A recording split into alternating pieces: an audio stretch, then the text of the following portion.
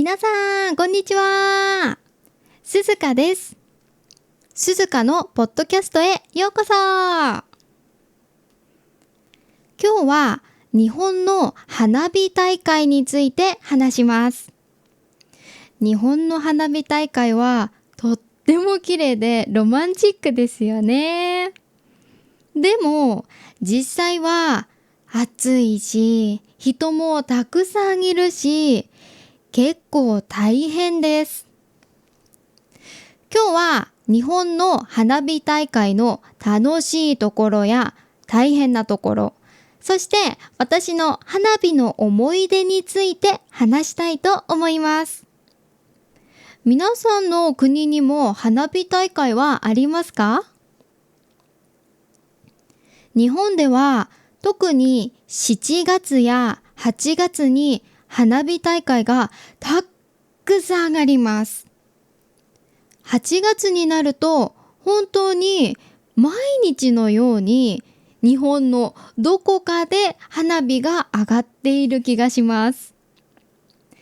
でも日本に住んでいた頃の私はお祭りや花火大会にそこまで興味がありませんでした。毎年夏になったらお祭りがあって花火大会がある。それが当たり前だったんです。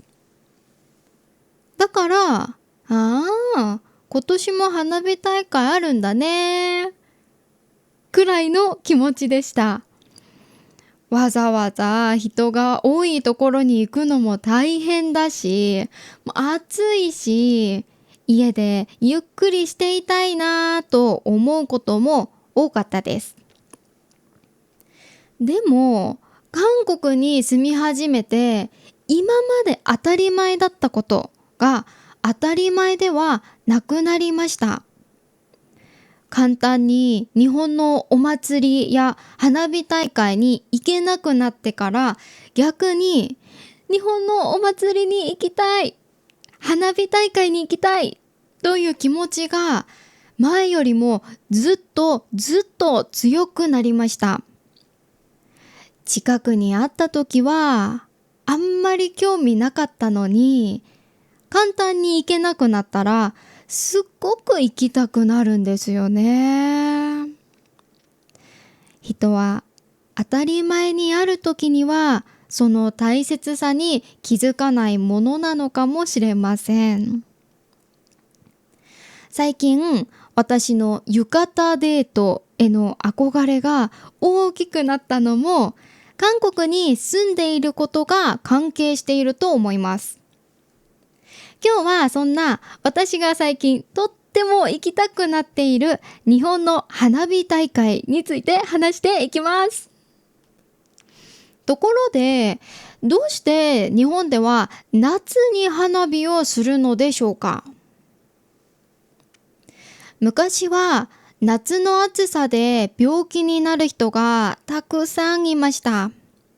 そして昔の人は、これは悪いお化けのせいかもしれないと考えることもあったそうです。そこで花火のドーンという大きな音と眩しい光を使って悪いお化けあっち行けって追い払おうとしたと言われています。また一つ前の夏の旅行のポッドキャストでも少しお話をしたんですが、日本の夏にはお盆という期間があります。お盆は亡くなった家族やご先祖様が私たちの家に帰ってくると考えられている期間です。なので花火にはご先祖様たちに私たちの家ここだよ、迷わずに帰ってきてねと教える意味もあったと言われています。私はこの話を初めて聞いたとき、花火はただみんなで楽しむためのものではないんだなと思いました。どうですか？皆さん、この話知っていましたか？日本の花火はとっても綺麗ですよね。大きな丸い花火だけではなくて、ハートの形とかキャラクターの形をした花火もあります。ドラえもんやキティちゃん、ピカチュウのような可愛い形の花火もたくさんあります。でも、キャラクターの花火には少し問題があります。花火を見る場所や角度によって何の形なのか全然わからないことがあるんです。なので花火がわーっと上がって、今の何？カエル？いや、ドラえもんじゃない？みたいに周りの人たちが少しざわざわすることがあります。もちろん作った人から見ると綺麗なキャラクターの形なのかもしれません。でも私たちは本当にいろいろな方向から花火を見るので、横や後ろから見るとただの丸や線に見えてしまうんですよね。それもキャラクター花火の面白いところだと思います。私が一番好きな花火はしだれ柳という花火です。しだれ柳は花火の光が上から下へゆっくり落ちていくように見える花火です。花火大会のフィナーレで使われることも本当に多いです。それもあってか、私はしだれ柳を見るとなんか少し寂しい気持ちになります。綺麗なんですけど、賑やかで楽しいっていうより、夏が終わってしまうなっていう気持ちになるんですよね。また夏は終わっていないのに不思議です。皆さんはどんな花火が好きですか？少し前に日本の夏の食べ物というポッドキャストで屋台の食べ物について少し話しました。花火大会には焼きそばやたこ焼き、かき氷などいろいろな食べ物がありますよね。でも屋台にあるのは食べ物だけではありません。ゲームができる屋台もたくさんあります。例えば、射的、くじ引き、金魚すくい、スーパーボールすくいなどです。私はね、子供の頃、スーパーボールすくいが本当に大好きでした。スーパーボールというのは、小さくてよく跳ねるゴムのボールです。いろいろな色や大きさのスーパーボールが水の中にたくさん入っています。そして紙がついた小さな道具を使って水の中からスーパーボールを取ります。で、紙なので水につけすぎるとすぐに破れてしまいます。そのため紙が破れないように上手に取らなければいけません。私はこのスーパーボールすくいが本当に得意でした。家族、友達とお祭りに行くといつもスーパーボールすくいをしていました。だいたいね、15から20個くらい取っていたと思います。かなり多いですよね。あんまりにもたくさん取るので、屋台のおじちゃんにもうやめて、ここまでにしてって言われたこともあります。でも私はまだまだ取りたかったので、破れるまで取れるだけ取らせてもらって、その中から好きなスーパーボールを何個か選んで家に持って帰ることが多かったです。スーパーボールの中には小さいものもありますし、すっごく大きいものもあります。私は一番取るのが難しいと言われていた大きなピンク色のスーパーボールを取ったことがあります。これくらい。しかもキラキラしていました。中にラメが入っていました。それを取ることができたときは本当に嬉しかったです。嬉しすぎて寝るときも一緒に寝ていました。今考えるとただのゴムボール、ゴムのボールなんですけどね。でも子供の頃は宝物のように感じました。スーパーボールすくいとよく似たゲームに金魚すくいというゲームがあります。水の中を泳いでいる金魚を紙がついた道具を使って取るゲームです。金魚を取ることができたら、家に持って帰って育てることもできます。でも、屋台でもらった金魚は家に持って帰ってもあまり長生きしない？これは日本でよく聞く話です。実際に私の妹も金魚すくいでもらった金魚を家で育てていました。妹はその金魚に金ちゃんという名前をつけていました。とってもわかりやすい名前ですよね。でも金ちゃんも少しすると死んでしまいました。妹はね、とっても悲しんでいました。ゲームとしては楽しいですが、生きている金魚を家に連れて帰るので、最後まで大切に育てなければいけませんよね。私はやっぱりスーパーボールすくいの方が安心です。そして花火大会って聞くと浴衣をイメージする人も多いのではないでしょうか。私も花火大会と聞くと浴衣を思い出します。浴衣を着て好きな人と一緒に花火を見る。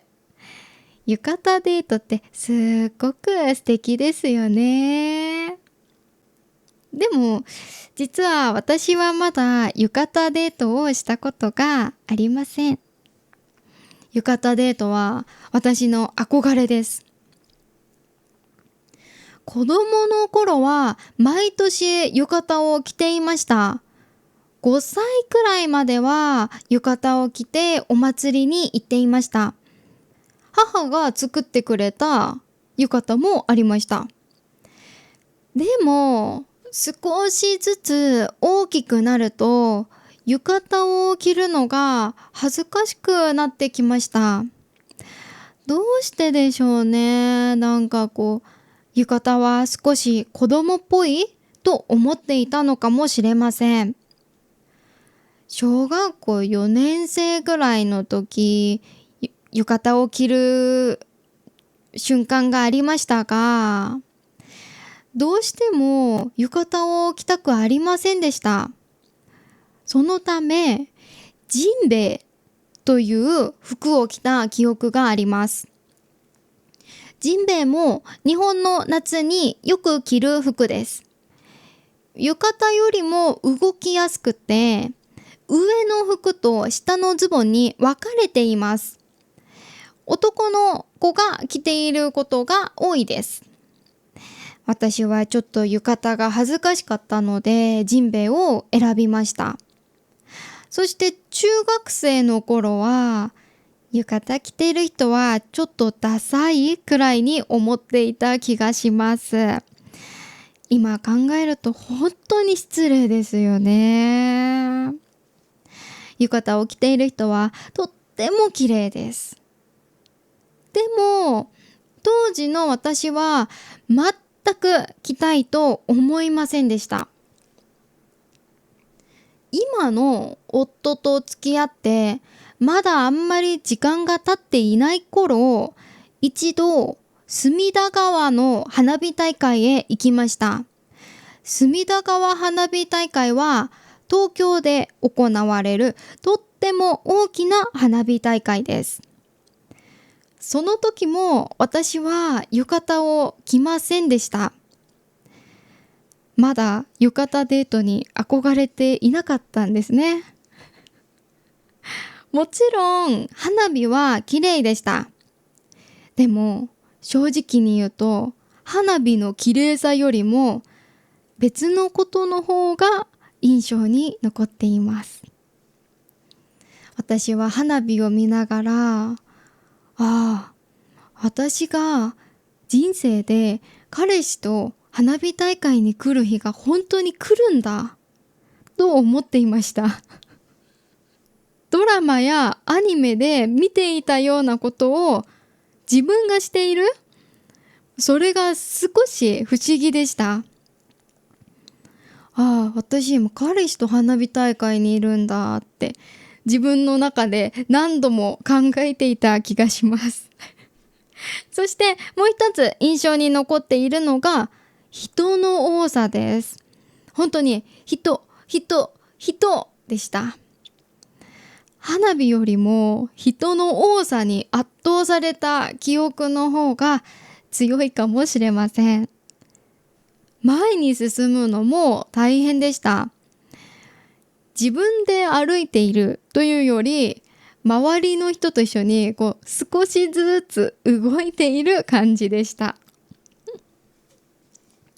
その頃は浴衣を着たいと思いませんでしたが、3年くらい前から急に浴衣デートへの憧れが強くなりました。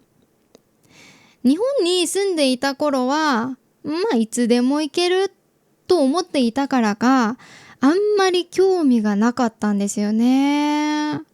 でも今は韓国に住んでいて簡単には行けません。そしたら逆に浴衣着たい、夫と花火大会に行きたいって思うようになりました。じゃあ私が浴衣デートで何をしたいのか少し話してもいいですか？まず夫と一緒に浴衣を選びたいです。これどうとかね、やりたいですね。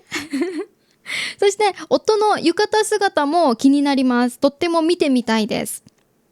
で、最近の浴衣はフリフリのリボンがついていたり、レースがついていたり、可愛いデザインも多いんです。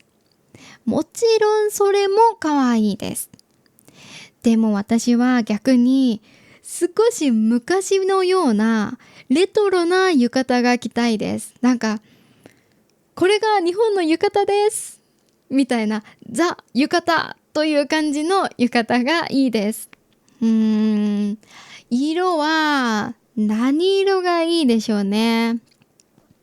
紺色とかちょっと白っぽい色、少し落ち着いた色もいいですね。そして浴衣を着たら夫と一緒に屋台を見て歩きたいです。屋台の食べ物を少しずつ買って2人で半分ずつ食べたいです。でね、ここで絶対に食べなければいけないものが2つあります。1つ目はりんご飴です。そしてもう一つはいちご味のかき氷です。どうしてその2つなのって思いますね。理由は簡単です。可愛いからです。浴衣を着て赤いりんご飴を持っているのってすっごく可愛くないですか？かき氷も絶対にいちご味です。もう絶対です。ブルーハワイ味やメロン味も美味しいですけど、食べた後舌とか口の中の色がもうすごいことになりますよね。口開けたら青とか緑になっていて、ちょっと怪物みたいになります。く浴衣を着て可愛くしているのに、口の中が怪物になるのは嫌です。だから私は必ずいちご味です。そしてね、何よりもしてほしいことがあります。花火を見ながら夫に何かロマンチックなことを言ってほしいです。もう一度告白してほしいです。プロポーズももう一度してほしいです。花火は一回だけではなくて、何回も何回もたくさん上がりますよね。だから私は夫に言ってほしいセリフを全部メモして、言ってほしいセリフ集を作りたいです。1回目の花火ではもう一度告白。2回目の花火ではもう一度プロポーズ。3回目の花火ではなんか他のロマンチックな言葉みたいな感じで全部言ってもらいたいです。そんなことしてたら花火に全然集中できませんよね。ほら、浴衣を着て花火大会に行くデートってアニメ、ドラマ、映画にもよく出てくるじゃないですか。好きな人と二人で花火を見ていて、そして花火がドーンってこう上がった瞬間に告白する。でも一番大事な言葉が花火の音で聞こえない。今なんて言ったの？いや、なんでもないみたいなね。すごくドキドキします。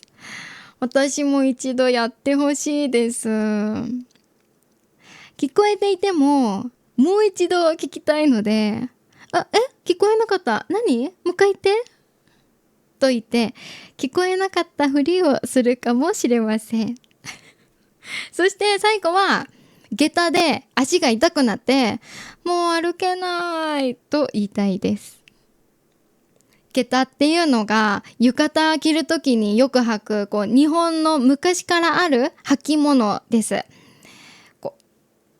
人差し指と親指のここの間の部分が擦れて長い時間歩くと足が痛くなることもあります。だからね、それを理由におんぶしてもらって帰る。これも少し憧れますが、人がたくさんいる花火大会で本当におんぶしてもらったらかなり恥ずかしいですよね。ここまで話すとすっごく浴衣デートがしたくなってきました。でも理想はこんなにロマンチックなのに、現実の花火大会は結構大変です。まず夏なので本当に暑いです。で、浴衣を着て外を歩くとたくさん汗をかきます。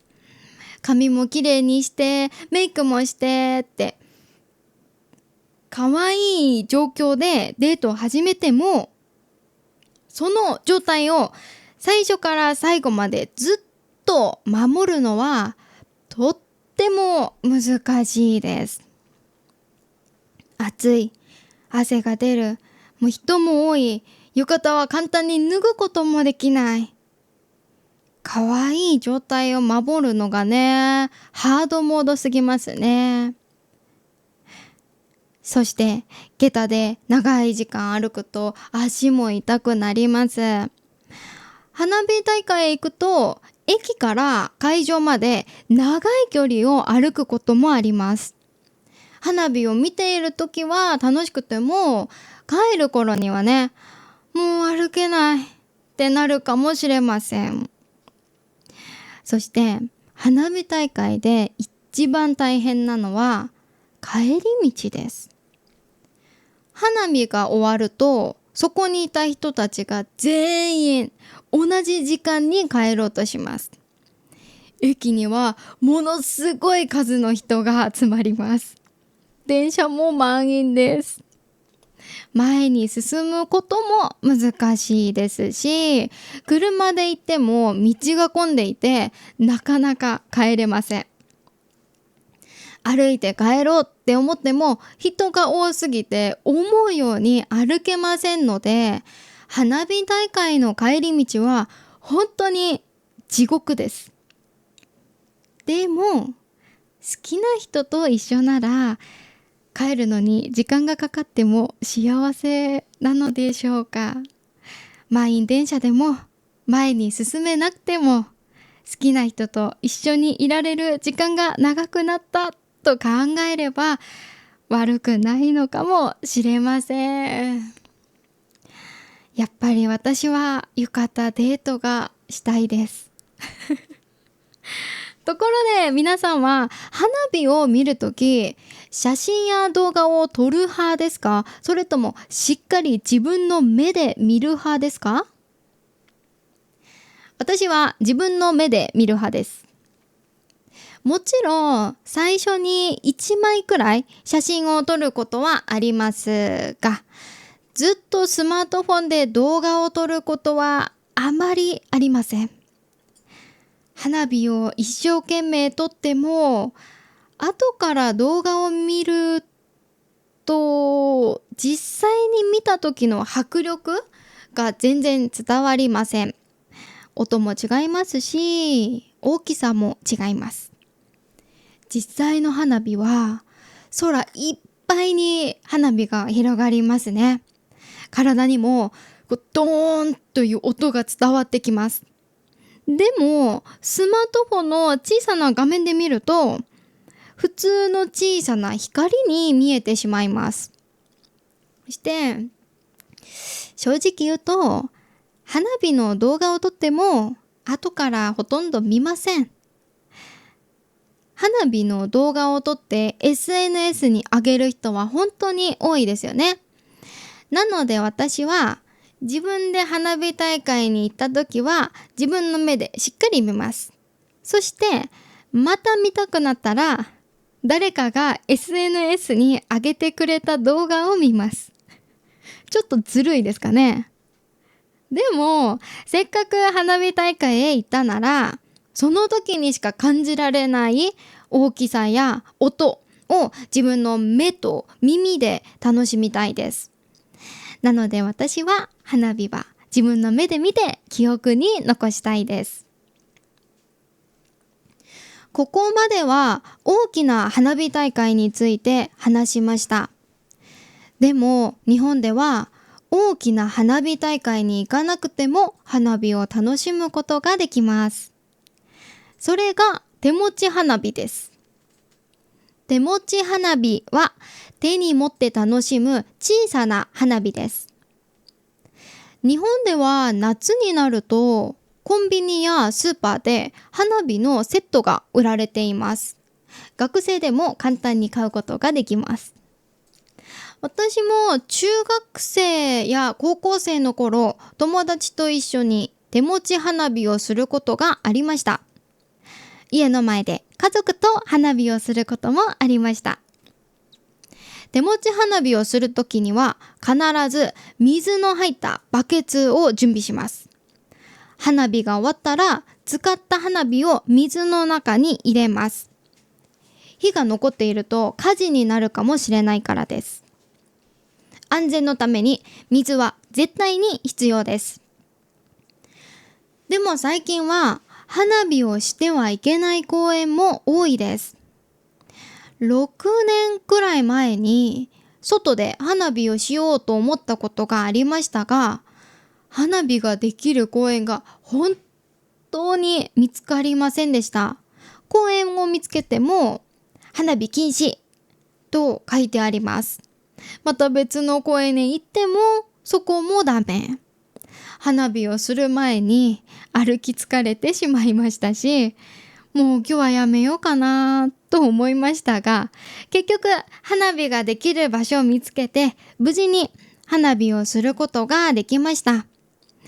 でもね、花火をする場所を探すだけでかなり時間がかかりました。手持ち花火には明るくてたくさん火が出る派手な花火もあります。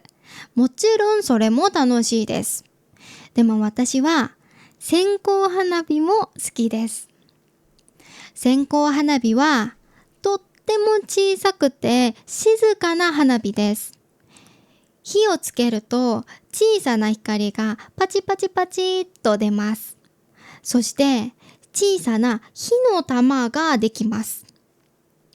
その火の玉が落ちないようにできるだけ手を動かさずに持ちます。でも少し風吹いたり手が動いたりするだけでこの火の玉がポトッと落ちてしまいます。家族や友達と線香花火をすると誰が一番最後まで落とさないかということを勝負することがあります。これが意外と難しいんです。そして線香花火も恋愛につながります。例えば先に落ちた人が相手の言うことを聞くとか、先に落ちた人が好きな人を教えるとか、どうして夏はこんなに恋愛につながる場面が多いんでしょうかね。浴衣、もう花火大会、夜、好きな人、線香花火。夏は恋をしない方が難しいんじゃないでしょうか。でも残念ながら私には線香花火をしながら好きな人の話をするようなドキドキする経験はありません。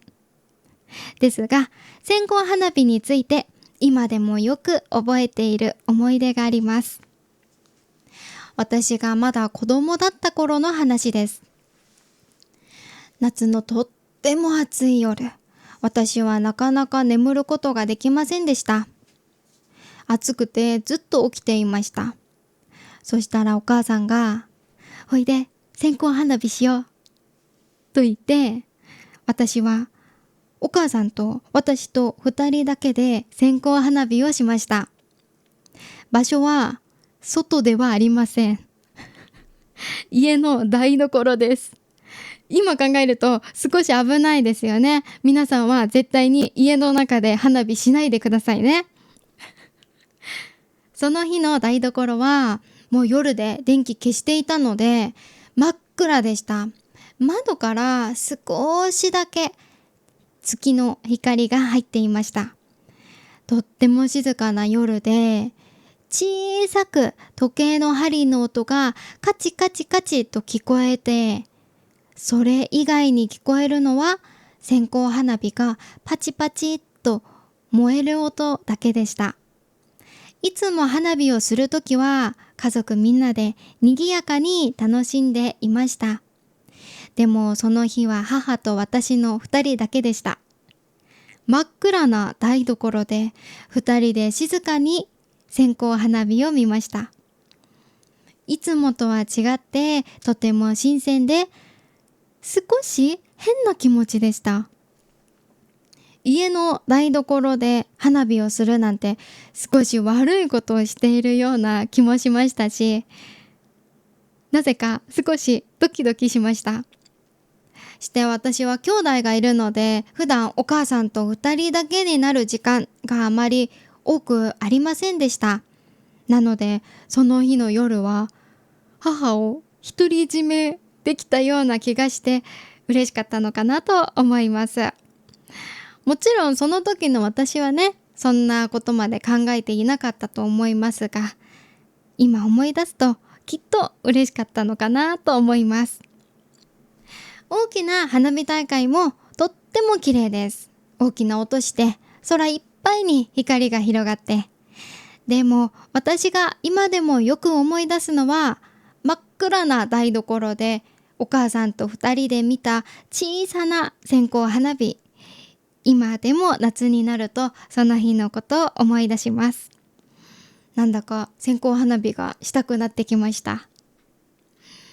どうでしょうか。皆さんにも忘れられない花火の思い出ありますか？よかったらコメントで教えてください。特に特別な思い出がないよっていう方は、大きな打ち上げ花火と小さな手持ち花火ではどちらが好きか教えてください。今日も最後まで聞いてくださってありがとうございました。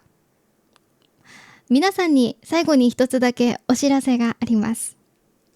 コメントで漢字に振り仮名をつけてほしいですというリクエストをたくさんいただきました。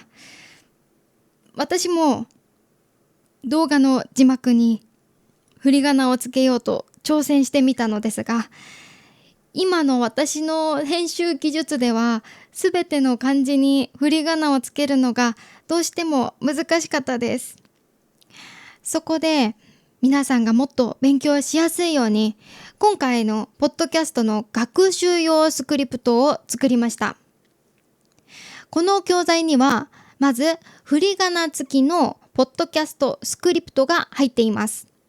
それだけじゃなくて、大切な単語や文法について韓国語、英語、中国語の反対字で説明しています。さらに、ポッドキャストの内容をきちんと理解できたか確認するための問題もあります。そして、あなたの場合はどうですか？という質問について自分で話したり書いたりする練習もできるようにしました。聞くだけではなく、読む練習、理解する練習、そして自分の日本語で表現する練習までができる内容がたくさん入った教材です。